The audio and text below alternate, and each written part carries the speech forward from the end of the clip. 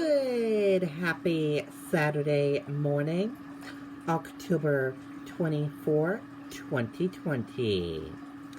I'm Riley King, and welcome to this Saturday morning edition of Good Morning, New Hampshire. It's time to rise and shine and get this Saturday off to a good start. So sit back, relax, grab that cup of coffee, and enjoy some Good Morning, New Hampshire, where we have a little bit of everything for you in this program. But first, we're going to start with your local news. And first, we're going to start with some COVID-19 updates. So let's get this Saturday morning edition of Good Morning, New Hampshire started right now. Let's begin with the COVID-19 updates. Coronavirus in New Hampshire, important information and latest graphs. Let's take a look at that right now for all of you.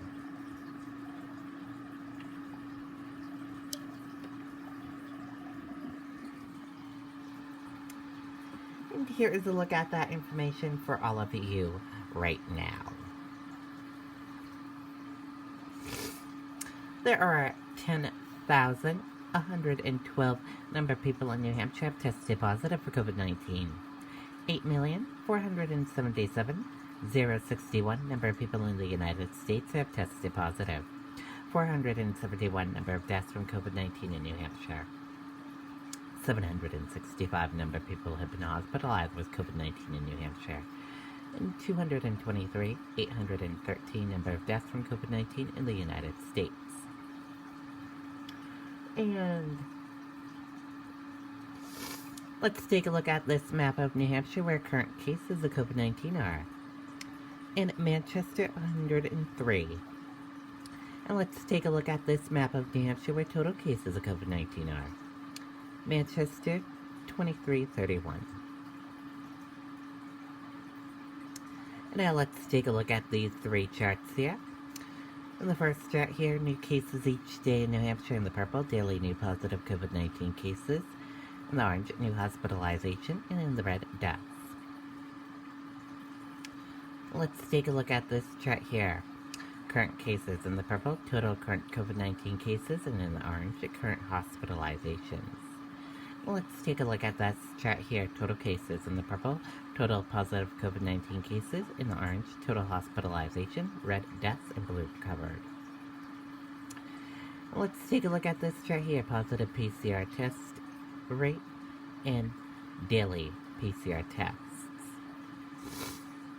Let's take a look at this chart here. Age group of cases, female and male of cases, and risk information.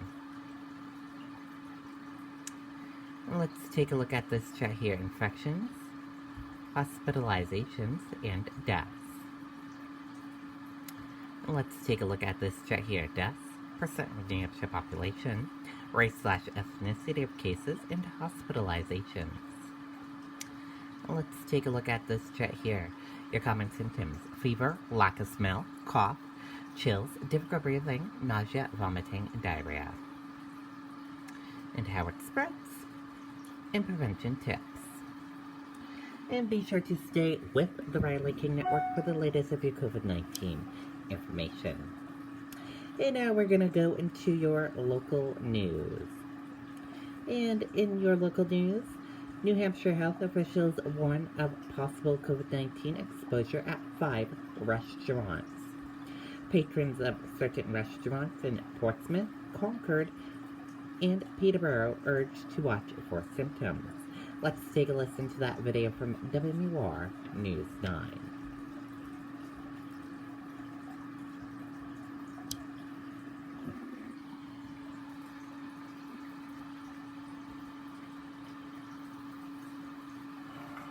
In times like these, we're all spending more time with family and more time working our land.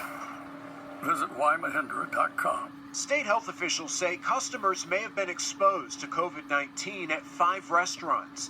In Portsmouth, the State Department of Health and Human Services says at least 4 people who tested positive visited the bar area of Daniel Street Tavern on October 9th, 14th, and 15th. That restaurant is currently closed.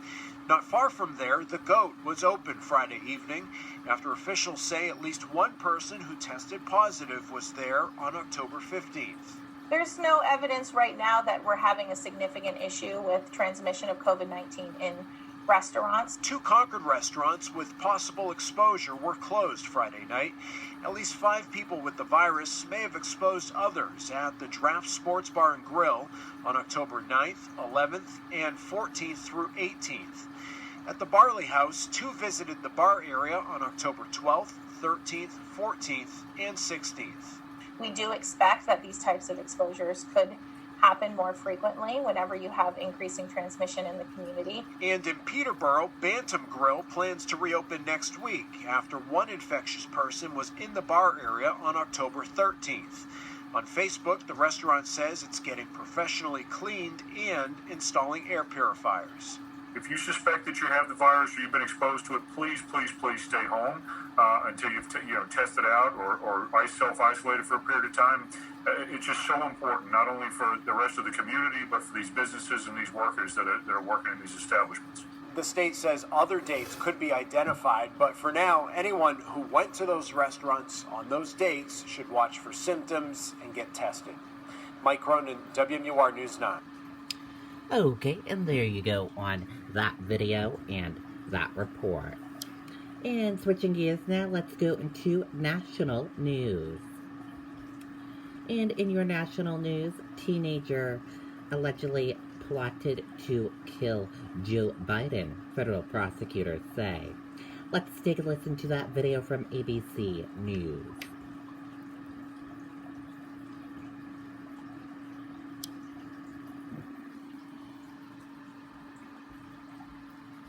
We are also learning tonight a teenager is now in custody. This evening, federal authorities say there was a plot to assassinate Joe Biden. ABC's Chief Justice correspondent Pierre Thomas now. Tonight, a Seattle man is in custody as authorities investigate a potential plot to kill presidential candidate Joe Biden. Newly available court documents offering chilling details about 19-year-old Alexander Treisman. Authorities say Treisman bought an AR-15 style rifle and traveled within 4 miles of the vice president's home this spring. And investigators also discovered a written checklist that ended with the word execute. In April, allegedly posting a meme with the caption, "Should I kill Joe Biden?" Treisman first drew the attention of authorities in May when employees at a North Carolina bank reported his van abandoned in a parking lot. The FBI then opening an investigation, uncovering that Treisman allegedly had interest in terror attacks and mass shootings and had traveled around the country purchasing weapons in various states. Last month, he was charged with possession of child pornography. David, a judge has denied bail and the suspect is being held pending trial. David? All right, Pierre Thomas with us on a Friday night. Pierre, thank you. Okay, and there you go on that video and that report. And we're going to switch gears now. Let's go into weather. And let's take a look at your radar this morning and see how and what it looks like on your radar for this Saturday morning. And here's a check of your radar this Saturday morning. As you can see, a few showers moving through New Hampshire, then they'll disappear around noontime and clear up. And now let's talk about your weather right now, your hourly forecast, and your weather for today and tonight. Your weather right now is cloudy, 54 degrees. And here's a check of your hourly forecast. And here's a look at that hourly forecast for all of you. 8 a.m. cloudy, 54 degrees. 9 a.m. cloudy, 56 degrees. 10 a.m. cloudy, 58 degrees. 11 a.m. cloudy, 60 degrees. 12 p.m. cloudy, 63 degrees. 1 p.m. cloudy, 64 degrees. And that is a look at your hourly forecast. Let's now talk about your weather for today and tonight. Your weather for today, cloudy skies, a slight chance of a rain shower, high 68 degrees, winds west at 10 to 15 miles per hour.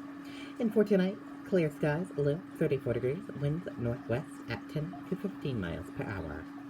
Now let's take a look at your current temperatures across New Hampshire, and your 7-day forecast.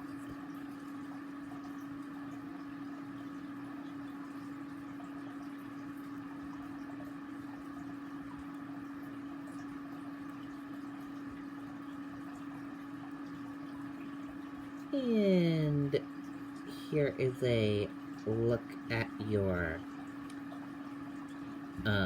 temperatures across New Hampshire right now.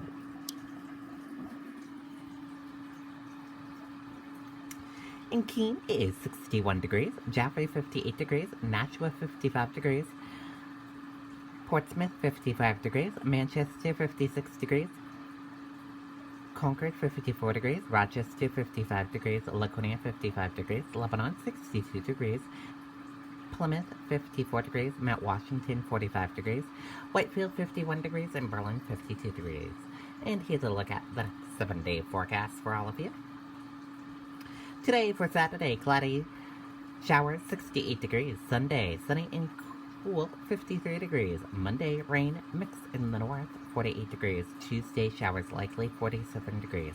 Wednesday, sun peaks, showers 48 degrees. Thursday, partly sunny 55 degrees. And Friday, a chance of shower 46 degrees. That is a look at your next 7-day forecast. And switching gears now, let's go into New Hampshire Life segment. In today's New Hampshire Life segment, we take a look at Viewer's Choice 2020, the best corn mazes in New Hampshire. Let's take a look at that list for all of you right now.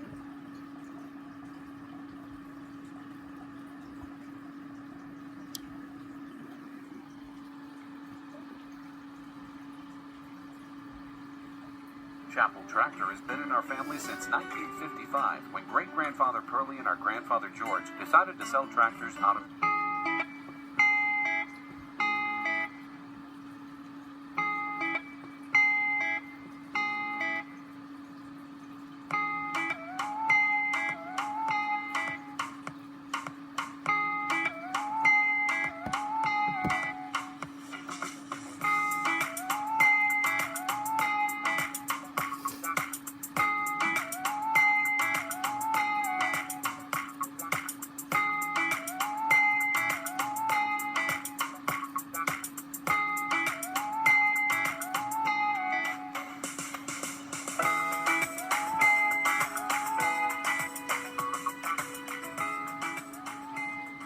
Okay, and there you go, the best corn mazes in New Hampshire.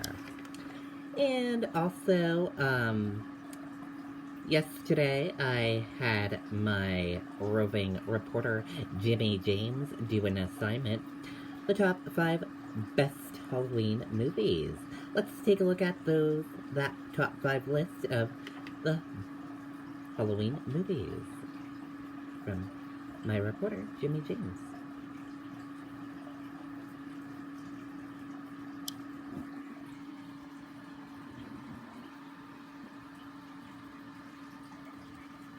Debbie Graham and Caitlin Chaput with our top 5 Halloween movies on this pagan holiday. Caitlin, number 5? Halloween Town. Number 4? The Nightmare Before Christmas. Number 3? Corpse Bride. Number 2? Hocus Pocus.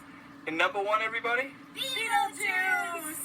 Happy Halloween, Riley. This is Jimmy James, reporter for the Riley King Network. And remember, All Saints Day is November 1st. God bless. Okay, and those are the top 5 Halloween movies. And that was my reporter, Jimmy James, reporting on the top 5 Halloween movies. Thank you for doing that, Jimmy James. And switching gears now, let's go into a cooking segment. How to make Magolian's Bakery's famous banana pudding at home. Let's take a look. Who loves banana pudding? Looks yummy.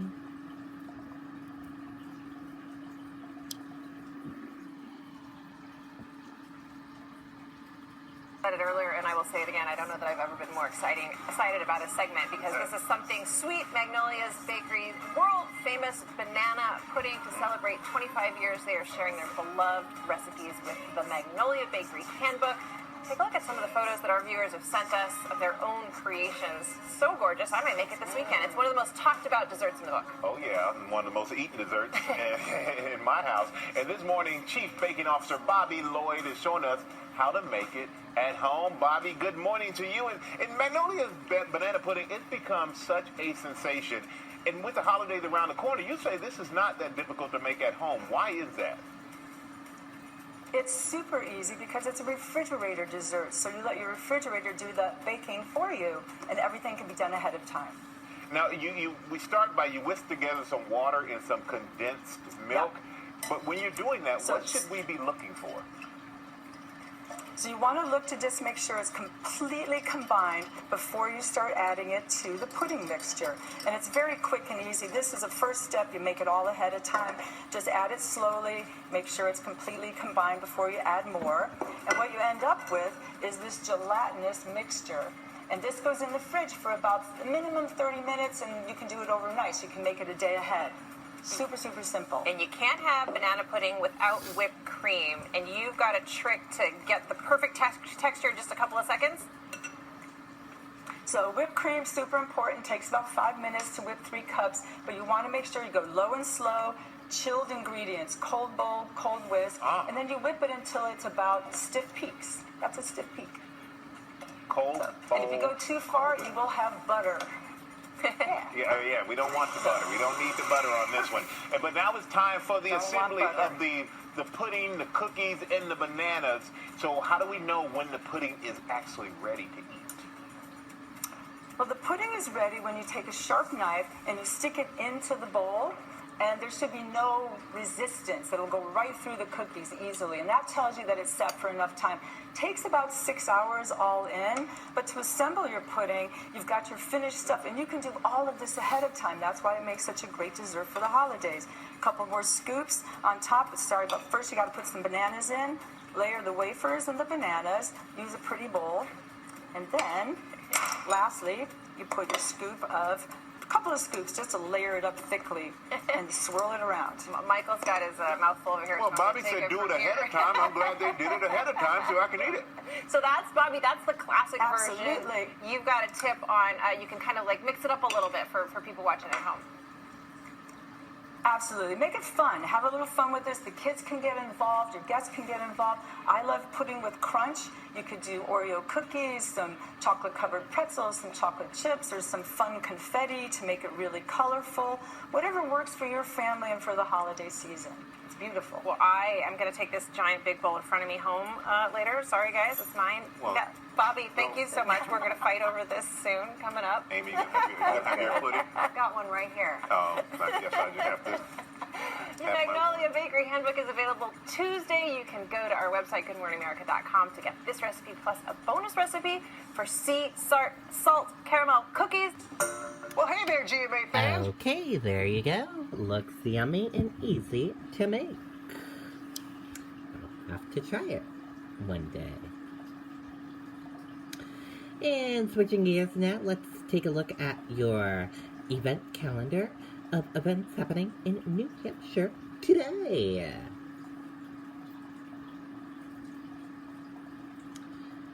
And the first event we're talking about is a yard sale. Yard sale, 8 a.m. on Osborne Memorial Hall, 16 Deering Center Road in Ware, New Hampshire.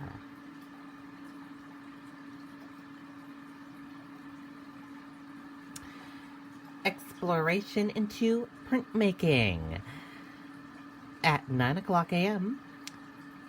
1 Washington Street Suite, 1177 Dover, New Hampshire. And you can find more information here, as you can see.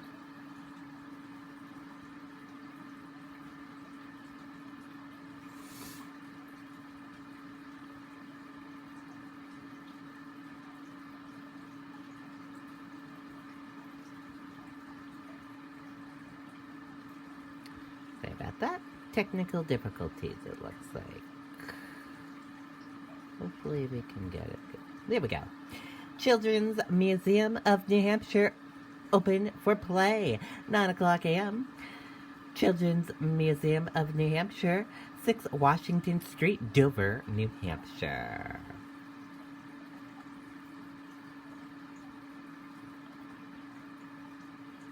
Basket Weaving Group 1. The Legacy of New Hampshire Craftsman, Meredith Fine Craft Gallery, 279 Daniel Webster Highway, Meredith, New Hampshire.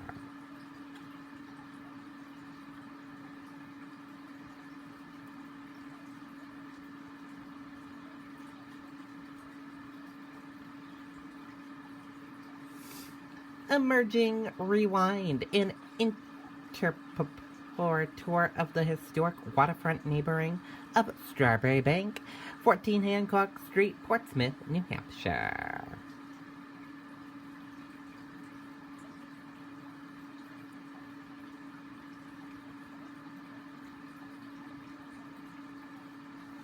Food Fest, 11 o'clock a.m. at the Greek Orthodox Church, 111 Island Pond Road, Manchester, New Hampshire.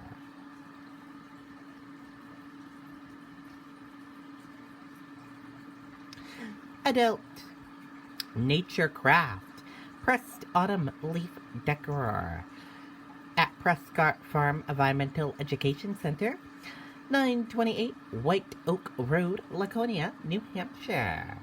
And that is a look at the event calendar for events happening today in New Hampshire. And another event to talk about, Apple Harvest Day 2020. Today at St. John's Methodist Church, 28 Crescent Avenue in Dover, New Hampshire. There is an event. Additional information about this event. Join us for Apple Day Drive-In event this Saturday from 10 o'clock to 10:45. Juggle Bysarn Lane, 11 o'clock a.m. to 11:45 a.m. Rock and Ron the Friendly Pirate at 3:30 p.m. to 4:30 p.m. WOKQ Apple Pie Baking Contest.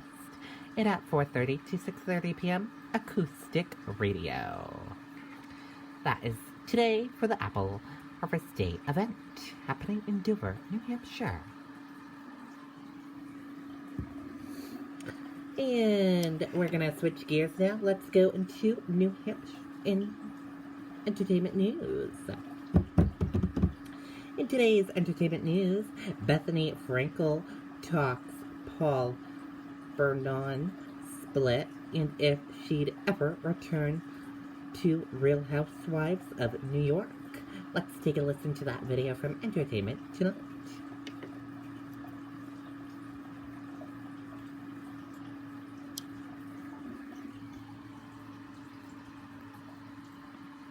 We have had a great relationship, and I'm really happy. And not everything has to end badly. Bethenny Frankel getting candid about her recent split from her boyfriend of 2 years, Paul Vernon. Some things just don't continue. And it's not negative, it's just life.